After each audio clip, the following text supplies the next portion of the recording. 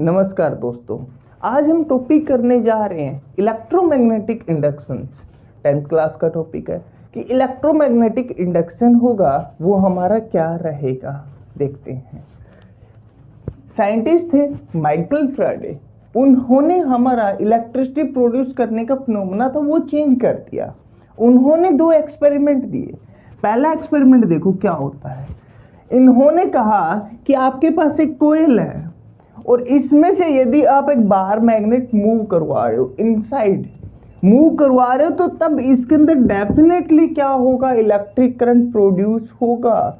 वो electric current क्या कहलाएगा, किसकी वजह से, ये पता कहां से चला। हमारे यहाँ पे क्या लगा हुआ है कि गैल्वेनोमीटर लगा हुआ है। गैल्वेनोमीटर ने डिफ्लेक्शन शो किया। तो जब भी गैल्वेनोमीटर डिफ्लेक्शन शो करता है, कब करता है, जब इसमें से स्मॉल इलेक्ट्रिक करंट प्रोड्यूस होता है। तो छोटे से छोटा इलेक्ट्रिक करंट, जब भी इसमें से स्मॉल छोटी छोटी क्वांटिटी में क्या होगा, इलेक्ट्रिक करंट प्रोड्यूस होगा या मूव करेगा, इसमें से पास करेगा, तो ये डिफ्लेक्शन देगा। तो ये क्या होता है, एक डिवाइस होता है जो इलेक्ट्रिक करंट डिटेक्ट करने के लिए यूज किया जाता है। गैल्वेनोमीटर ने यहाँ पे क्या दिया, डिफ्लेक्शन दिया। फिर इन्होंने क्या किया, उसी कोयल को वापस उसी वेलोसिटी से क्या किया, बाहर की तरफ आउट मूव किया। तब भी उन्होंने क्या दिया, डिफ्लेक्शन शो दिया।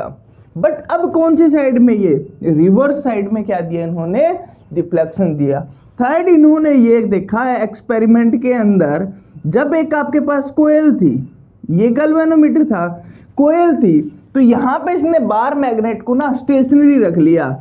यहाँ पे बार मैग्नेट को क्या रख दिया, स्टेशनरी रख दिया। इनसाइड थी तो स्टेशनरी रखा, तो इसके अंदर मैग्नेटिक फ्लक्स लिंक तो हो रहा था, बट इसके अंदर कोई भी वेलोसिटी नहीं थी, तो इसने कोई भी डिफ्लेक्शन नहीं दिया। मतलब जब तक आप मैग्नेट है, इलेक्ट्रिक जो बार मैग्नेट है उसको मूव करवाते रहोगे, तो इसके अंदर क्या होगा, इलेक्ट्रिक करंट प्रोड्यूस होगा। यदि मूव नहीं हो रहा है तो इसके अंदर इलेक्ट्रिक करंट प्रोड्यूस नहीं हो रहा है। मोशन का मतलब क्या है, यहाँ पे बार मैग्नेट है, इसका मोशन का मतलब क्या है, मोशन क्यों करवा रहे हैं। जब भी मोशन होगा तो इसके अंदर एक यहाँ पे नई चीज आ रही है, वो क्या रहती है, मैग्नेटिक फ्लक्स। क्या कहोगे आप, मैग्नेटिक फ्लक्स। जैसे हमने मैग्नेटिक फील्ड पढ़ी है ना, मैग्नेटिक फील्ड पढ़ी है, उसी प्रकार मैग्नेटिक फ्लक्स होता है। मैग्नेटिक फ्लक्स क्या कहता है, देखो ये मान लीजिए आपके पास कोई एरिया दे रखा है, इस वाली शीट का कितना है, ds। इसमें से कितनी number of magnetic field of line pass हो रही है, इसी को क्या कहा जाता है, मैग्नेटिक फ्लक्स कहा जाता है। तो मतलब कोयल में से कितने नंबर ऑफ मैग्नेटिक फील्ड पास हो रही है, तो उसी के ऊपर क्या बनेगा, हमारे यहाँ पे इंड्यूस्ड करंट बनेगा। इस इलेक्ट्रिक करंट का क्या नाम दिया गया, इंड्यूस्ड करंट नाम दिया गया, इंड्यूस्ड इलेक्ट्रिक करंट। कोई पूछ लेता है आपको इंड्यूस्ड इलेक्ट्रिक करंट क्या होता है, तो वो देख लेते हैं क्या रहेगा हमारा, induced electric current. Induced electric current क्या रहेगा, जब क्या होगी, मैग्नेटिक फील्ड लाइन चेंज हो रही है। जहां पे मैग्नेटिक फील्ड क्या कर रही है आपके पास है, changing of magnetic field by moving away या फिर नियर। या तो हम क्या कर रहे हैं, अवे, या फिर इनसाइड, इसी की साइड में क्या कर रहे हैं, मूव करवा रहे हैं। तो बार मैग्नेट को जब मूव करवा रहे हैं तो गैल्वेनोमीटर ने क्या दिया, यहां पे किसका रोल आएगा, गैल्वेनोमीटर का। गैल्वेनोमीटर ने क्या दिया आपको, डिफ्लेक्शन। यहां पे क्या हुआ उसका, डिफ्लेक्शन। डिफ्लेक्शन किस वजह से होता है आपको पता है, किसकी वजह से, इलेक्ट्रिक करंट की वजह से। क्या कहोगे आप, किसकी वजह से हुआ, इलेक्ट्रिक करंट की वजह से। इसी इलेक्ट्रिक करंट को क्या कहा गया, हमारा इंड्यूस्ड इलेक्ट्रिक करंट कहा गया। ये क्या था इसका, इंड्यूस्ड इलेक्ट्रिक करंट का हमारे क्या मेथड था कि इंड्यूस्ड इलेक्ट्रिक करंट किसी कहेंगे। इसी पूरे प्रोसेस को माइकल फैराडे ने क्या कहा, EMI, इलेक्ट्रोमैग्नेटिक इंडक्शन। क्या था, the phenomena of induced current in a close coil placed in the changing of magnetic field is known as magnetic induction. जैसे आपने देखा होगा इलेक्ट्रिक जनरेटर होते हैं, वो सारे के सारे इसी प्रिंसिपल पे वर्क करते हैं। या फिर आपने, मेरी आवाज़ है कैमरे के अंदर रिकॉर्ड हो रही है, किसकी वजह से? माइक की वजह से हो रही है। तो ये माइक है, ये फिनोमेना भी कौन लेके आए? माइकल फैराडे ही लेके आए। उन्हीं की वजह से तो ये क्या हो रही है, आपकी वॉइस है वो क्या कर रही है? रिकॉर्ड कर रही हैं। तो ये सारा का सारा फंडा था, इसी प्रिंसिपल पे क्या कहा? डिपेंड था। इसीलिए इसको क्या कहा गया? EMI कहा गया। ये था इसका माइकल फैराडे का क्या था? First experiment. इन्होंने एक और एक्सपेरिमेंट भी किया, वो देखो क्या रहेगा। माइकल फैराडे का हमारा सेकंड एक्सपेरिमेंट क्या था? इन्होंने एक आयरन रोड ली। ये क्या आपके पास है? आयरन रोड है। इस रोड के ऊपर क्या किया? एक कोयल बनाई, उसको एक बैटरी से कनेक्ट किया और एक की लिख की मतलब स्विच से क्या किया? कनेक्ट किया। तो एक और कोयल ली, इसी के साथ में जो आयरन रोड थी, सॉफ्ट आयरन रोड थी, इसी के ऊपर क्या किया? एक और कोयल क्या किया? राउंड की, और उसके बाद क्या किया? यहाँ पे गैल्वेनोमीटर लगाया। तो जैसे ही यहाँ से इन्होंने क्या किया? इलेक्ट्रिक करंट की को क्या किया? क्लोज किया। की क्लोज किया तो मतलब क्या हुआ? इसके अंदर इलेक्ट्रिक करंट, इस वाली कोयल के अंदर, इस वाले पूरे सर्किट के अंदर इलेक्ट्रिक करंट आपका क्या होने लग गया? फ्लो करने लग गया। तो मतलब जब भी इलेक्ट्रिक करंट क्या करता है, हमने स्टार्टिंग में क्या पढ़ा था? ओस्टर्ड एक्सपेरिमेंट पढ़ा था। यहाँ पे हमने क्या पढ़ा था? ओस्टर्ड एक्सपेरिमेंट पढ़ा था। उन्होंने क्या कहा था कि जहां पे इलेक्ट्रिक करंट प्रोड्यूस हो रहा होगा, डेफिनेटली वहां पे कुछ ना कुछ उसने क्या बनाई होगी? मैग्नेटिक फील्ड ऑफ लाइन से अपने चारों तरफ क्या कर रहा होगा? जनरेट कर रहा होगा। तो ये कोयल थी, कोयल आयरन रोड के ऊपर लगी हुई थी। तो यहां से जब इसने फ्लक्स को लिंक किया तो यहाँ पे मतलब क्या होने लगी? कोयल धीरे धीरे क्या होने लगी? मैग्नेटाइज होने लगी। इसमें भी नंबर ऑफ क्या करने लग गए भाई?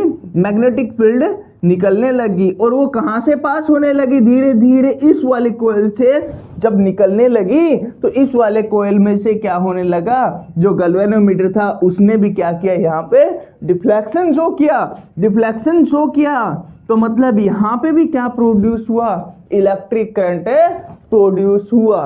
उस टाइम के बाद इस वाली की को क्या कर दिया गया? ओपन कर दिया गया।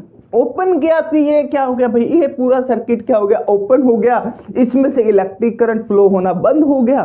जैसे इलेक्ट्रिक करंट फ्लो बंद हो गया तो यहाँ पे क्या हो गया भाई?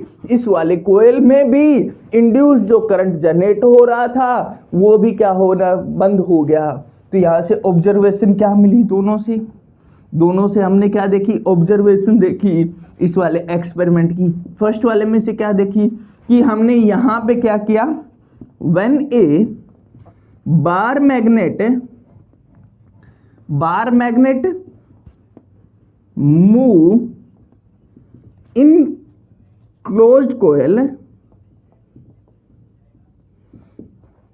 then it produced induced current। क्या किया इसने? induced current प्रोड्यूस किया। अब सेकंड हमने क्या देखा? सेकंड वाले में ऑब्जर्वेशन में क्या देखा कि when a bar magnet move outside या फिर अपोजिट डायरेक्शन, या क्या लिख सकते हो आप? Opposite direction, then also produce induced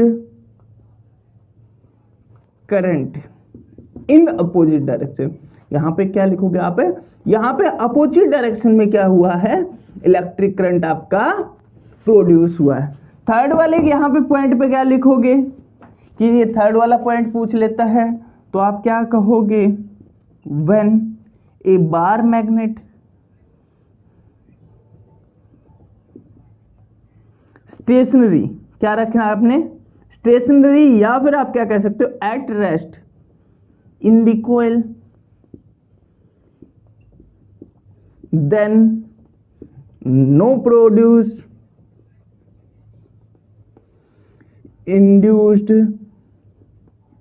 current. तो यहां पे क्या हुआ कि कोई भी करंट प्रोड्यूस नहीं हो रहा था। ये फर्स्ट वाले एक्सपेरिमेंट की क्या थी, हमारे पास ऑब्जर्वेशन थी। अब सेकंड वाले एक्सपेरिमेंट की ऑब्जर्वेशन देखते हैं हम, क्या थी।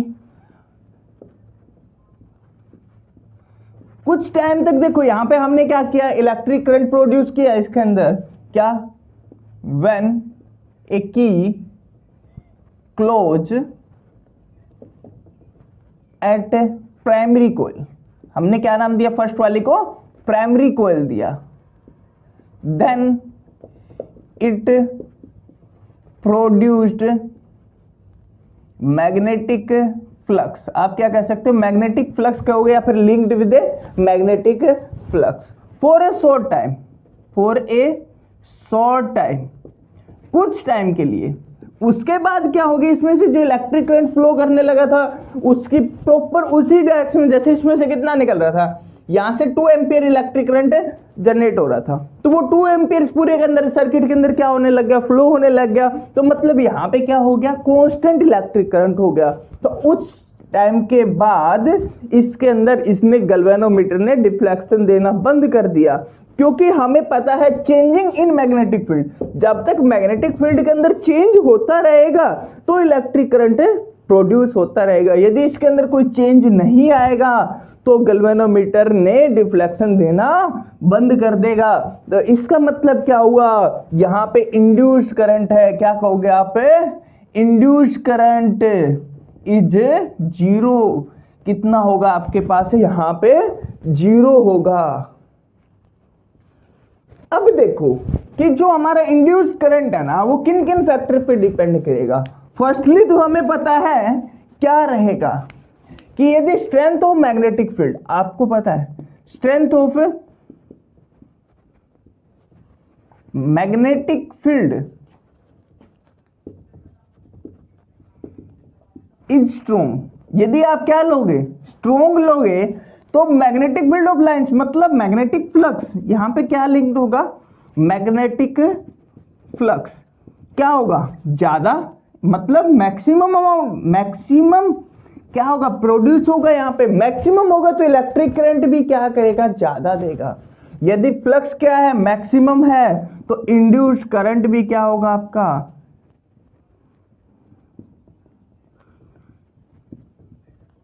करंट भी मैक्सिमम रहेगा।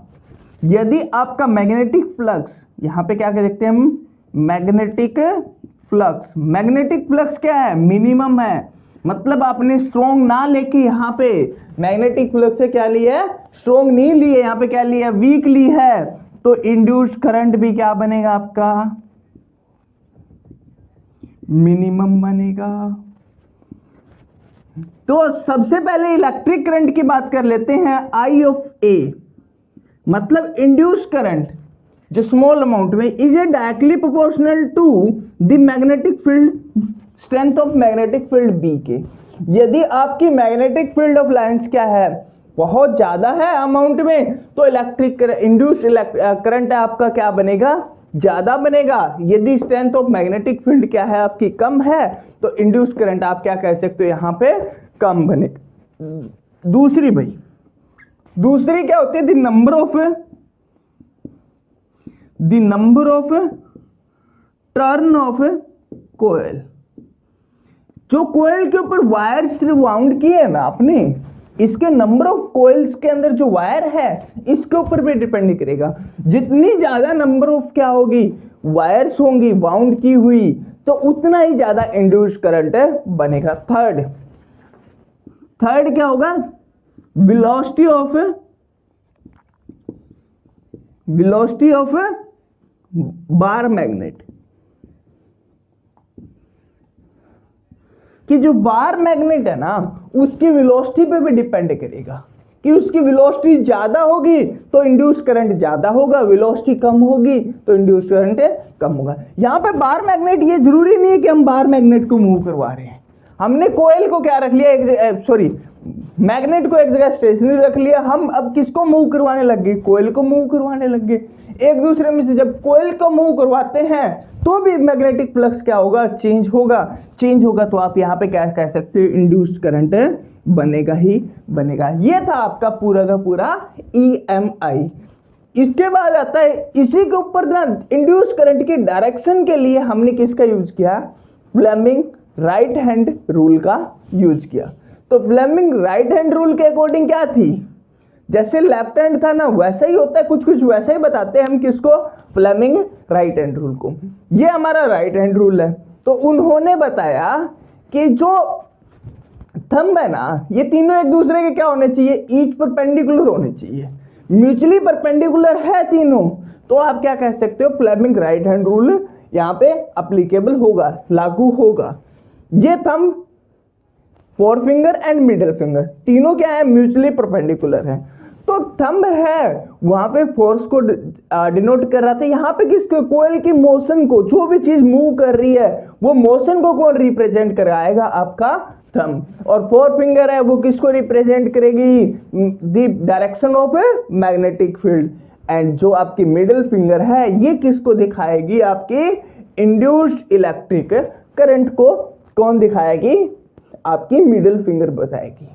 तो फ्लेमिंग राइट हैंड रूल बड़ा आसान सा है, क्या कहोगे कि हमारे हाथ राइट हैंड के thumb, four finger and middle finger को इस प्रकार स्ट्रेच करें कि तीनों एक दूसरे के म्यूचुअली परपेंडिकुलर हो। Then thumb are show the direction of motion and four finger are show the direction of magnetic field and middle finger are show the produced induced current.